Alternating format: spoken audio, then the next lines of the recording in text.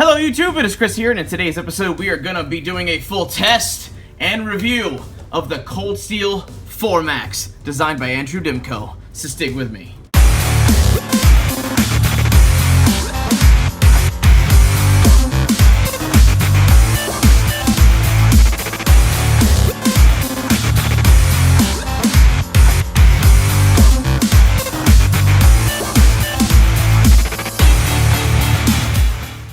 Welcome back everybody, and thank you for sticking with me. Like I said, today we are going to do something really exciting today, and we're going to be doing a full test and review of the new Cold Steel 4 Max. Now I know a lot of people have done reviews of the Cold Steel 4 Max, but they haven't shown me anything that I really wanted to see. And for a big ticket item like this, I want to see how well it works. And I'm pretty sure everyone else does too. Now for a quick size comparison for anybody living under a rock who's a Cold Steel fan but has not seen how big the 4 Max is. This is a big old mamma jamma. This is a big old knife. This is not a small knife. It's not for the faint of heart. It is in most ways bigger than the Spartan, or as big. It's definitely a contender. The blade's a little longer in this one. This is hollow ground, and the blade itself is not as stout on the Spartan. The stock on this is a little bit thicker on the 4 Max. And like the stop pin on the 4 Max, you can see is just doofusly huge by comparison. I mean, this is still a stout knife for anybody who's into a beastie budget knife. And like I said, if for 4 Max people, you have to like a big knife to love this knife. Now let's go ahead and get the sticker shock out of the way before we can enjoy the gear porn and usage footage. The sticker shock retail price on this thing is about $599. Yeah, 600 bucks. I'm not even lying. And the street price is between $350 to about $385, depending on where you go online to pick this up. But and I'll drop I believe I can drop an Amazon link down in the description box below, so you guys, if anybody has the budget for it, loves big blades like I do, you can go pick that up for yourself if you're ready to do that and make that jump.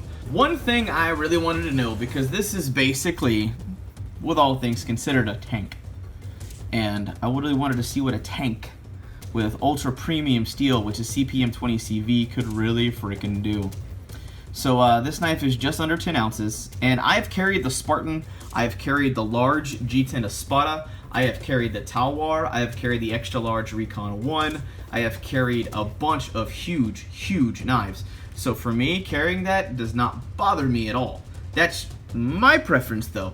A lot of guys are going to like smaller, thinner, more EDC friendly knives, such as the Broken Skull, Code 4, the Counterpoint, the Recon 1, things such as that. But if you want basically something that's freaking indestructible and can just hang on tight all day long, this is the one. Like, if you can afford it, this is the one. So I'm gonna shut up. Let's get to the ridiculous test footage. Now I expect this blade to do a lot of work because of the steel, the sharpness, the overall price tag. Shouldn't expect anything less from a blade of this caliber. So we're going to be starting with very light cordage and going to be progressively moving up to more and more difficult tasks for knives to perform. Now we're moving on to 550 paracord. And as you guys can see, you got to be careful with knives because I've already cut myself again just while I was cutting the jute, and I'm gonna see if I can find that footage and I'll slow it down. Yeah, this blade just effortlessly cuts through everything. Just whips through stuff like it's not even there.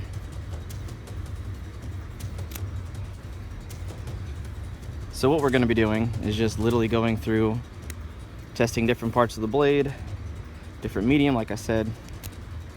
And this stuff is just doing work on cordage. 4 strands is pretty difficult, but it should not be impossible.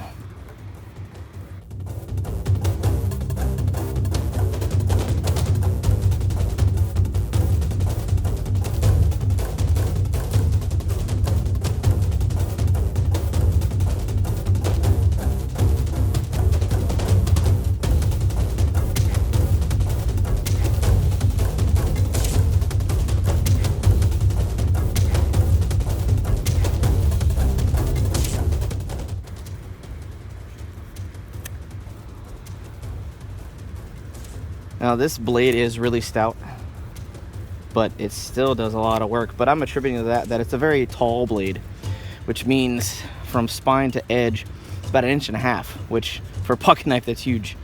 That's really, really big. Typically, you don't see anything above 1 inch. This is not a knife that is for the faint of heart, as far as the size and weight for carrying this thing.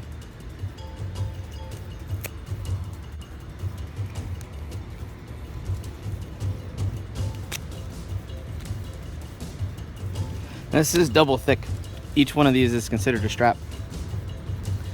So if you're ever in a car accident, it's cutting through twice this thick material as you would be in a vehicle with. So if you've got this on you and you can deploy it, if you're in an accident, you can get you or someone else out pretty easily. Next up is cardboard.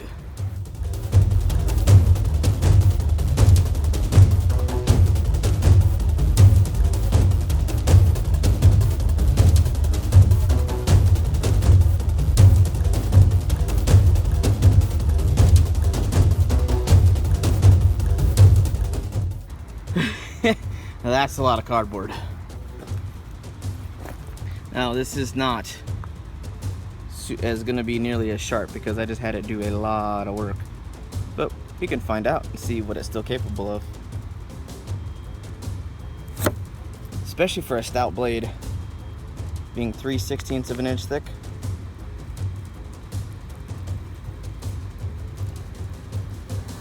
Oh yeah. That is pretty legit. Now, I know we all know that the triad lock is just ridiculous, but you know, always for testing, put on some gloves. Oh yeah, these are Ironclad Exo gloves. These gloves are awesome. So we're gonna be testing the tip and see what kind of penetration we can get, and since I know the triad lock is really strong, I'm just gonna go nuts on this thing.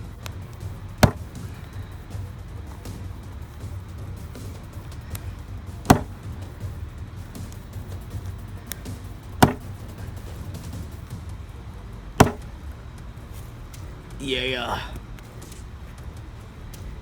I mean, as expected because of the drop point and how stout this blade is. Blade's going nowhere. There's no edge deformation at all. And if you can see that, those cuts are just brutal compared to some of the past testing we've done. That's just nuts. Okay, let's try a soft target. So we did it at least, make it at least 4 inches, see if we can go all the way through. Most of the way. There's only 1, 2, 3 layers that didn't go through. So far, the 4 Max has done stupid amounts of work. It's still really sharp for how stout of a blade it is. But we have some hemp rope. And we're gonna start doing some push cutting, and I'm gonna make this do more push cutting than normal because the fact that, well, I expect more from a higher grade steel and a much higher price tag.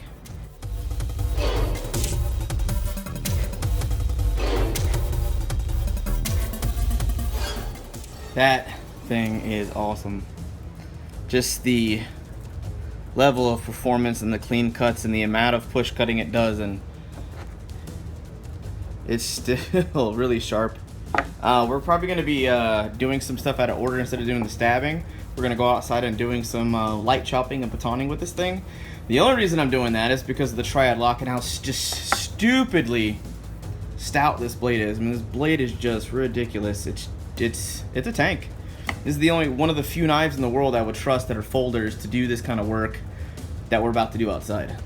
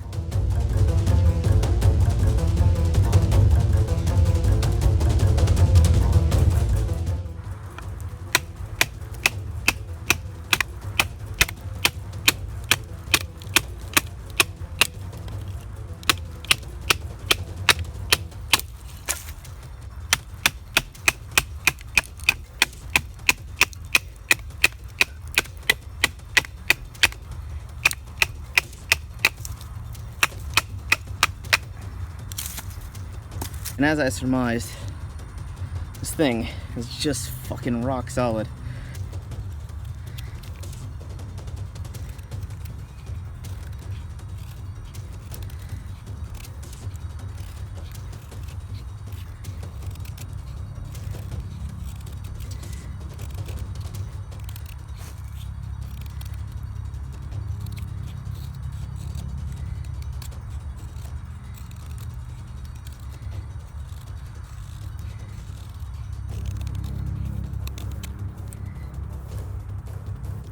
Alright, so I know the tip is like super stout and I have no issues with this thing, but we're gonna do some stabbing tests.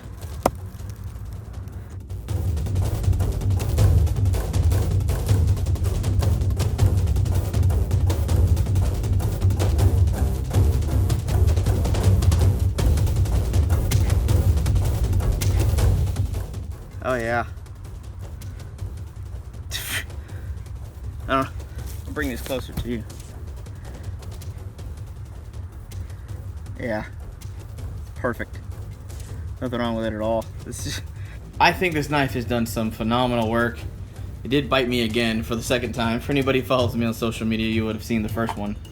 But still didn't think tip test was good enough because it's a stout blade. So we're gonna have some fun.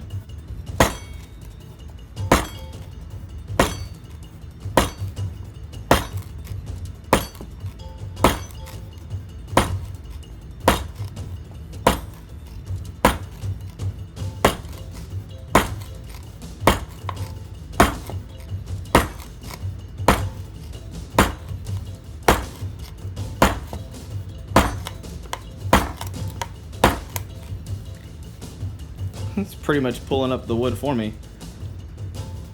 But yeah. This thing is just still flawless. And we should expect that from this knife.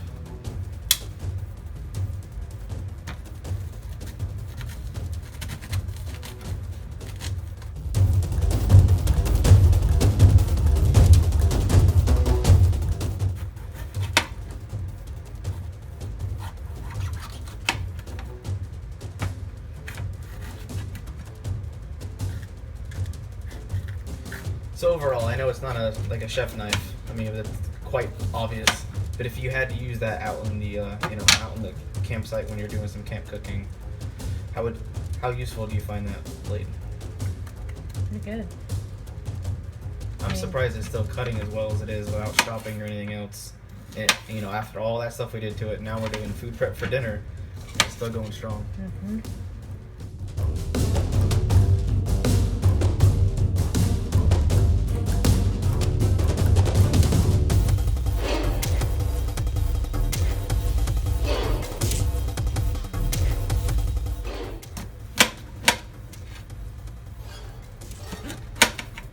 Yeah. This thing's definitely made for work, I can tell you that. Mm-hmm.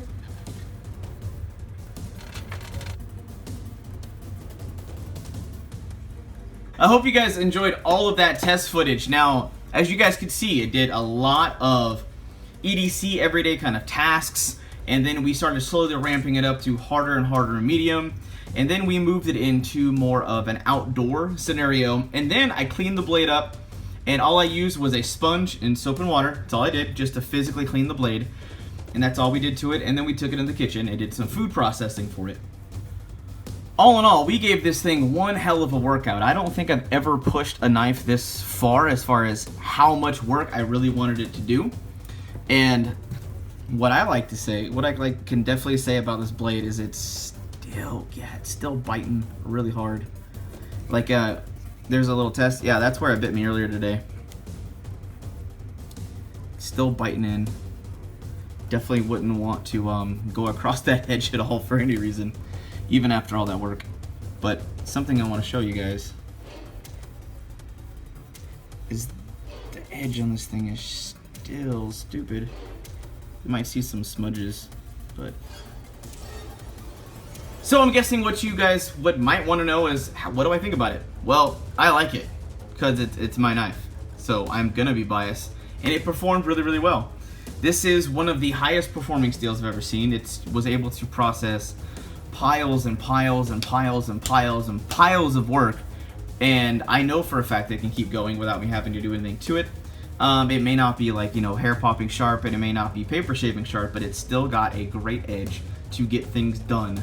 For me, I like to test the blade. I want to know the build quality of this thing. That's my big thing. I think it's attractive. I think it's very aggressive. A lot of military and police personnel are gonna love this blade. Guys and gals who love big folders are gonna be. This is gonna be up their alley.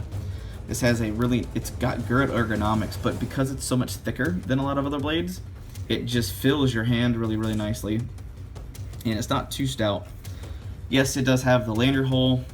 The pocket clip is made out of titanium, so it's gonna be pretty damn stiff. But this is what I like. And it just bit me again. Ow, that hurt. But yeah, it free falls really, really well. It's not stiff at all. So yeah, let you guys check that out. Right there. Oh no, this one. So yeah, if you were wondering if it was still sharp or not, it's still sharp. So, who is this knife for? Well, in my book, you've got to have the budget for it. You got to like big knives. And for people who definitely want a tank of a knife that will perform and do a lot of tasks to stay sharp for a very long time and just get work done. And by the way, this triad lock is just stupid. Like, I have purposely tried to wiggle it, but I know a lot of us saw the spine whack test, the overstrikes, and the weight hang test on this blade, and this thing held like 808 pounds, which I want to say, as far as cold steel knives go, this is like the overall record holder for the amount of weight it's held. So it's pretty freaking awesome. But if you like this test video and you loved the way I reviewed this Cold Steel 4 Max, definitely throw this video a big thumbs up. Like I said, to all the knives I mentioned and the 4 Max. I'm going to be dropping some links down in the description box below so you guys can go check that out, as well as some other great testing videos that we've done here in the past on the channel. But that just about does it for now. I hope you guys have an absolute wonderful day. I'm out.